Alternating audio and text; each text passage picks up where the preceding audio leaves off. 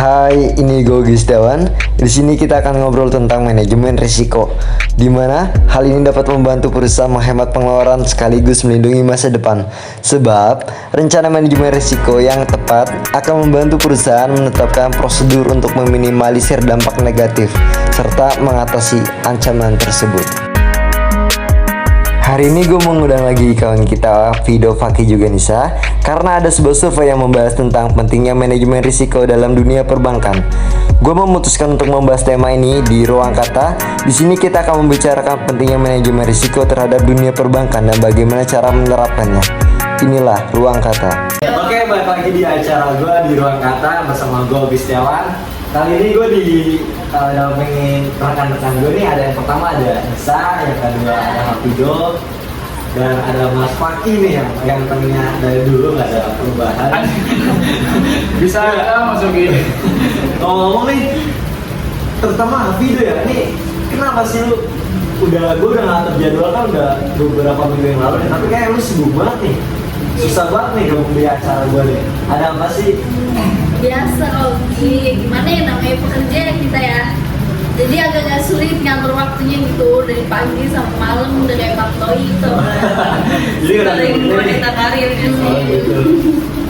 Ya jadi gini nih, gue kan kali ini gue ada tema nih, judulnya tuh pengaruh penerapan manajemen resiko terhadap kinerja keuangan perbankan yang terdaftar di Bursa Indonesia. Menurut gue nih, kan lu pada kan lebih ngerti nih tentang judul yang gue bawa kali ini, temanya nih. Jadi ini juga buat sebagai referensi buat teman-teman kita juga yang belum tahu nih. Mungkin ada beberapa nanti poin yang gue tanyain kalau pada tentang materi ini nih. Mungkin yang pertama gini ya, kan kita akan ngebahas tentang manajemen resiko nih. Sebenarnya manajemen resiko itu apa sih menurut Mas Faki? Kalau menurut gua sih manajemen risiko itu yaitu suatu cara untuk mengetahui ataupun menganalisis dan mengendalikan suatu kegiatan di perusahaan lo untuk mencapai suatu efisiensi dan efektivitas yang lebih tinggi. Gitu sih. Oh, berarti dia kayak analisa gitu ya buat resiko yang mau terjadi atau gimana sih? Oh iya benar-benar. Oh gitu. Ngomong-ngomong nih tentang manajemen resiko, resikonya sendiri itu apa sih itu maksudnya dari Mbak Vido? Dari gue kali ya, menurut gue sih lebih ke akibat sih. Akibat yang kurang menyenangkan dari sebuah tindakan itu sendiri sih. Ada tambahan mungkin dari Mas Faki atau Mbak Vido? Jadi gini, kalau menurut aku ya di sini kalau misalkan resiko itu kan hal negatif. Biasanya tindakan yang enggak ya sesuatu yang ditimbulkan tapi enggak kita sangka-sangka gitu. Nah kalau misalkan manajemen itu kan konsepnya kita mengatur atau menganalisa ya. Jadi manajemen resiko itu sendiri itu kalau menurut aku ya gimana caranya dengan mengatur atau menganalisa sesuatu tindakan yang hal-hal yang mungkin akan terjadi di kedepannya kita tanggulangi terlebih dahulu gitu. Jadi kita harus punya suatu gambaran atau analisis tersendiri biar kalau misalkan suatu saat datang resiko itu kita tahu nih kita bakal ngapain. Oh, berarti buat meminimalisir resiko yang mungkin akan terjadi kali Iya benar misalnya. Jadi biasanya gambarannya dari apa sih patokan yang buat kita tahu nih kalau kayak mau ada kalau gue ngelakuin ini bakal kayak gini nih, itu biasa patokannya dari apa sih? Itu dari biasanya ya susah sih kalau patokannya itu sendiri. Biasanya dari hal-hal keseharian aja. Kalau misalkan perusahaan tersebut di bidang apa nih, biasanya kan tiap hari pasti ada problematikanya apa, biasanya terjadinya tuh apa, itu harus bisa diminimalisir gitu. Jadi dari keseharian itu sendiri, jadi kita bisa menganalisis itu. Oh, mungkin dari pengalaman aja kali Ya, gitu ya. Oh, gitu. Ngomong-ngomong tentang manajemen resiko nih, sebenarnya manajemen resiko itu ada beberapa pengelompokan apa cuma ada satu doang sih? Dari resikonya ya, itu kalau menurut aku sih, setahu aku ya ada beberapa, nggak cuma satu. Yang pertama itu apalagi di perbankan ini ya. Yang pertama itu yang aku tahu itu ada resiko kredit. Itu biasanya disebabkan oleh nasabah yang nggak bisa buat bertanggung jawab. Kayak misalkan nih ada seseorang yang pinjem ke bank tapi dia nggak bisa lunasinya, itu kan suatu resiko buat pihak bank, itu namanya resiko kredit. Nah terus ada juga resiko likuiditas. Kalau resiko kredit tadi kan kita yang bermasalah dari pihak nasabah ya. Kalau resiko likuiditas ini kita dari pihak banknya, justru pihak bank itu yang nggak bisa memenuhi kewajiban. Contohnya kayak misalkan nih dari kadang tuh ada yang tiba-tiba nasabah itu nggak bisa ngambil penarikan, kayak uangnya kurang tiba-tiba itu kadang ada. Jadi dari pihak bank itu kayak terjadi clearing gitu, ada kekurangan dana. Jadi dari pihak banknya sendiri itu ada kekurangan dana gitu, jadi nggak bisa ngasih buat kredit ke nasabah itu sendiri. Itu namanya risiko likuiditas. Nah yang ketiga ini ada juga yang namanya risiko operasional. Itu biasanya disebabkan karena beberapa faktor ya, bisa dari faktor internal, eksternal, human error, atau dan faktor-faktor yang lain. Makanya kenapa di sini manajemen risiko itu sangat penting, karena kalau misalkan ada manajemen risiko ini kita bisa menganalisa sendiri kayak ini kedepannya pasti kendalanya kayak ini gini nih. Jadi kita tahu nih kita harus ngapain gitu. Jadi ada pelajaran buat kita antisipasi sebelumnya gitu. Itu sih Mas. Ini berarti dia banyak ya faktornya ya? Banyak banget. Saya kira sih satu atau dua doang sih. Ternyata saya juga ini ilmu bahasa juga. Nah kita kembali ke tema. Kan kita kan ngebahas tentang bank nih. Sebelum kita lanjut, sebenarnya bank itu apa sih menurut Mbak Andisa? Menurut saya ya, bank itu sebuah lembaga yang berfungsi sebagai perantara keuangan antara pihak yang memiliki kelebihan dana dan kekurangan. Jadi lebih ke solusi buat yang memiliki kelebihan uang dan kekurangan gitu. Gitu. Ada tambahan mungkin tentang bank. Misalkan saya juga kan banyak banget nih kasus-kasus tentang bank itu kan. Saya juga mungkin tadi juga sedikit dijelasin sama Mbak Fido tentang dari pihak internalnya dari bank tersebut atau ada dari sang nasabah ya. Itu karena ada pengalaman pribadi nggak tentang perbankan, tentang kredit macet atau lain, apakah Dari aku sih pernah ya sekali pengalaman itu kayak apa ya, misalkan kayak mau pengajuan kredit kayak gitu itu lebih mudah sih kalau di bank. Prosesnya ya banyak sih kalau dari bank perbankan itu kayaknya lebih mempermudah masyarakat. Kita juga bisa ini sih kayak menabung lah istilahnya. Di zaman sekarang kan kayaknya udah ini sih kalau menabung nih celengan gitu ya, lebih efektif. Lebih modern sih Iya, sekarang, modern. jadi nggak gampang hilang. ini kan kita kan pengalamannya kan positif nih. Iya. Ada yang pernah berurusan tentang kredit pasti dia di sini nih. Ya kayak atau mas parkir, kayak motor ditarik gitu. Kalau Karena saya kan belum ini pernah. cowok kan biasanya kan, coba biasanya kan pengalamannya kan banyak baiknya nih. Mas Iya. Paki ada kan nih pengalaman kira-kira Kalau di saya motor sendiri atau sih- apa tentang pengkreditan gitu?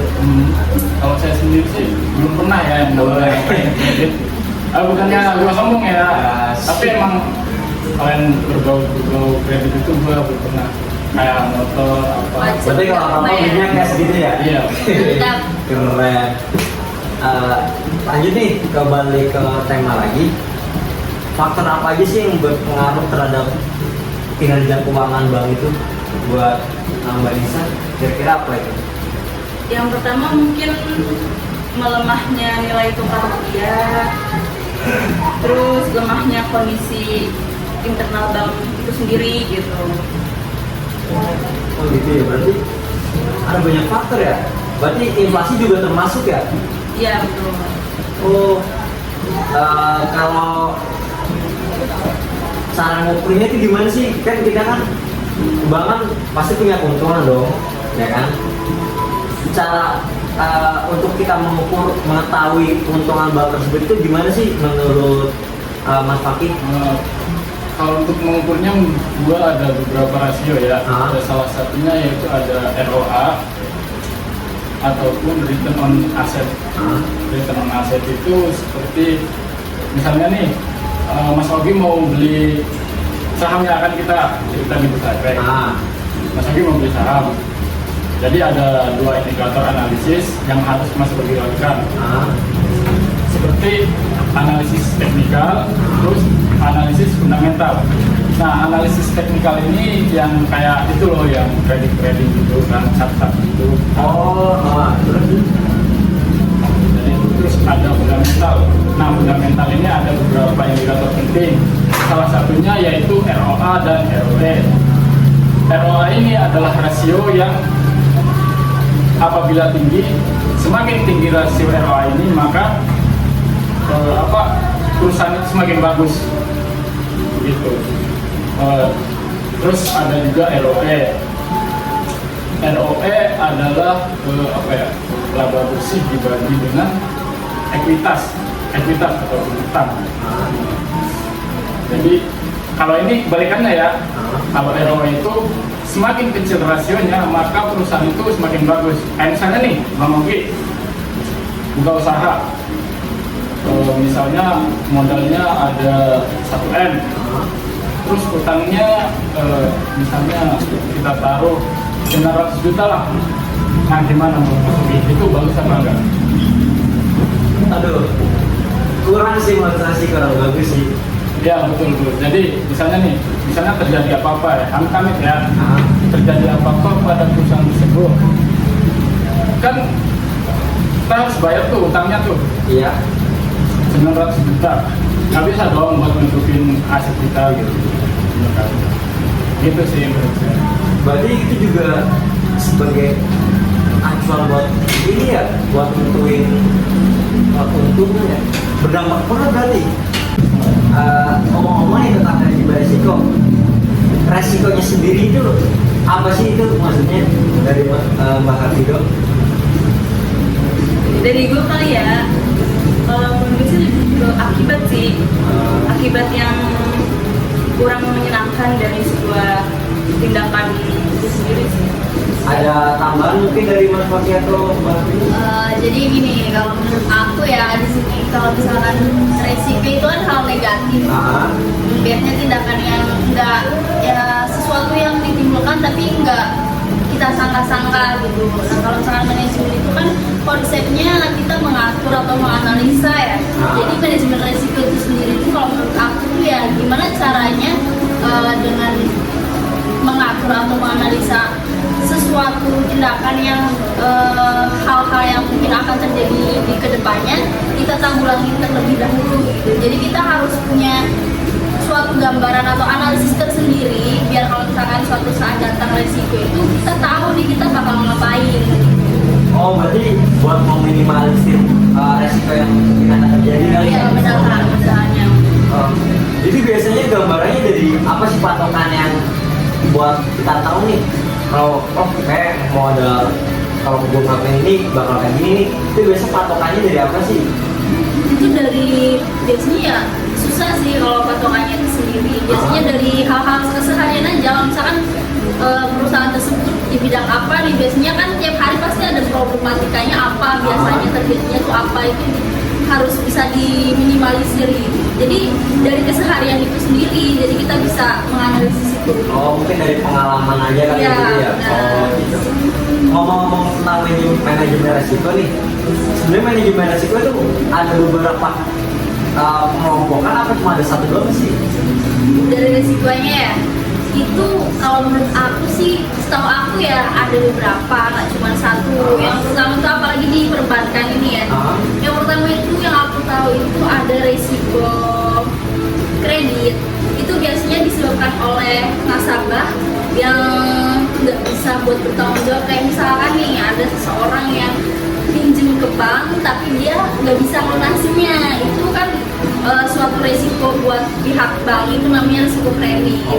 Nah terus ada juga resiko likuiditas. Kalau resiko premi tadi kan kita yang bermasalah dari pihak nasabah ya. Kalau resiko likuiditas ini kita dari pihak banknya, justru pihak bank itu yang nggak bisa memenuhi kewajiban. Contohnya kayak misalkan nih dari kadang tuh ada yang tiba-tiba nasabah itu nggak bisa ngambil penarikan, kayak uangnya kurang tiba-tiba itu kadang ada, jadi dari pihak bank itu kayak terjadi clearing gitu, ada kekurangan dana, jadi dari pihak banknya sendiri itu ada kekurangan dana gitu, jadi nggak bisa ngasih buat kredit ke nasabah itu sendiri, itu namanya risiko likuiditas. Nah yang ketiga ini ada juga yang namanya risiko operasional, itu biasanya disebabkan karena beberapa faktor ya, bisa dari faktor internal, eksternal, human error atau dan faktor-faktor yang lain. Makanya kenapa di sini manajemen risiko itu sangat penting, karena kalau misalkan ada manajemen risiko ini kita bisa menganalisa sendiri kayak ini kedepannya pasti kendalanya kayaknya gini nih, jadi kita tahu nih kita harus ngapain gitu, jadi ada ladang buat kita antisipasi sebelumnya gitu. Jadi itu sih Mas. Ini berarti dia banyak ya faktornya ya? Banyak banget. Saya kira sih 1 atau 2 doang sih, ternyata saya juga ini ilmu buat saya juga. Nah kita kembali ke tema, kan kita kan ngebahas tentang bank nih.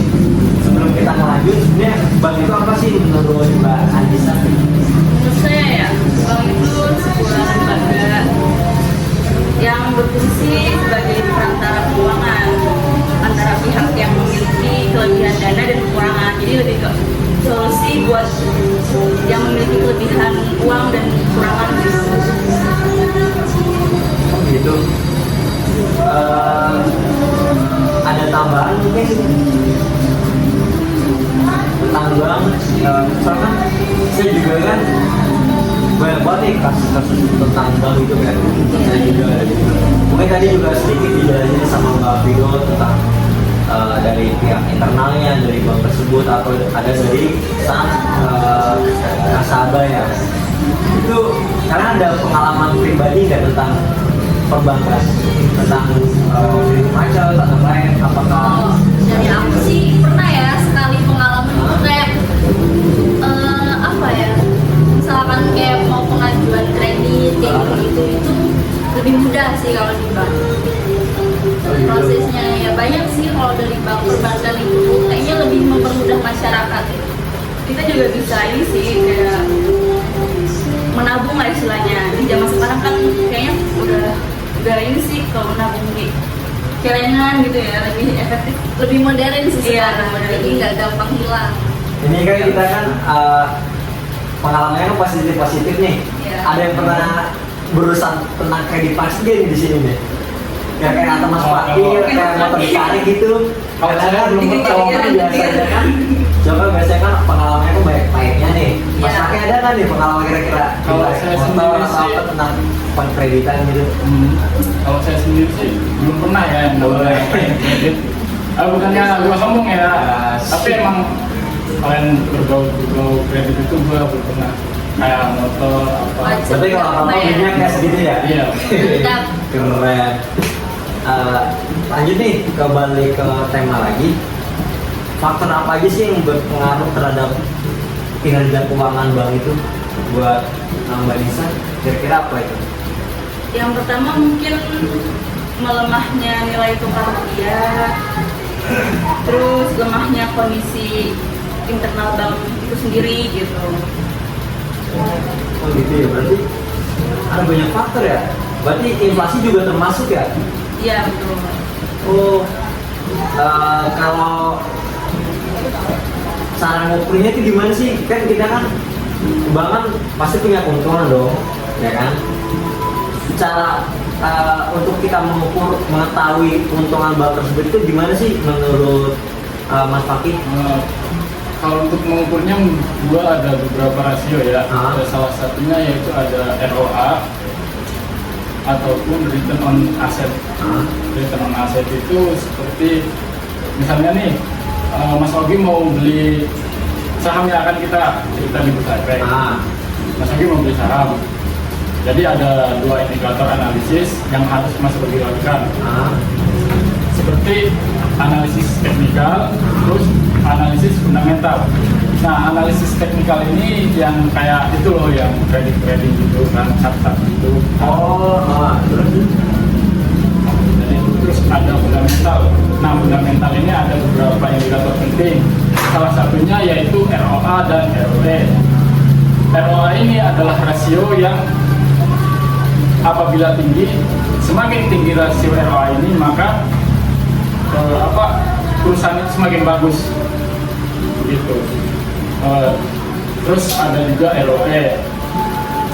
ROE adalah laba bersih dibagi dengan ekuitas atau utang. Jadi kalau ini kebalikannya ya, kalau ROE itu semakin kecil rasionya maka perusahaan itu semakin bagus. Misalnya nih, Bang Oki buka usaha, misalnya modalnya ada 1M, terus utangnya misalnya kita taruh 900 juta lah. Nah, gimana menurut itu bagus apa enggak? Aduh, kurang sih kurang bagus sih. Ya betul. Jadi misalnya terjadi apa-apa ya, amit-amit ya, terjadi apa-apa pada perusahaan tersebut, kan kita harus bayar tuh utangnya tuh. Iya. 900 juta. Nggak bisa dong buat nutupin aset kita gitu. Gitu sih menurut saya. Oh jadi gitu ya. Ini juga sebagai buat pengetahuan teman-teman juga kali ya di sini yang nonton. Jadi ternyata ROA dan ROE itu indikator untuk menentukan keuntungan sih sangat penting banget ya. Ya udah mungkin sekian dari podcast kita hari ini. Terima kasih buat teman-teman yang sudah hadir untuk mengisi podcast ini. Makasih Tanggal udah diundang kita ya. Nanti amplopnya di belakang ya. Terima kasih. Mungkin sekian dari saya Ogi Setiawan. Tetap di ruang kata.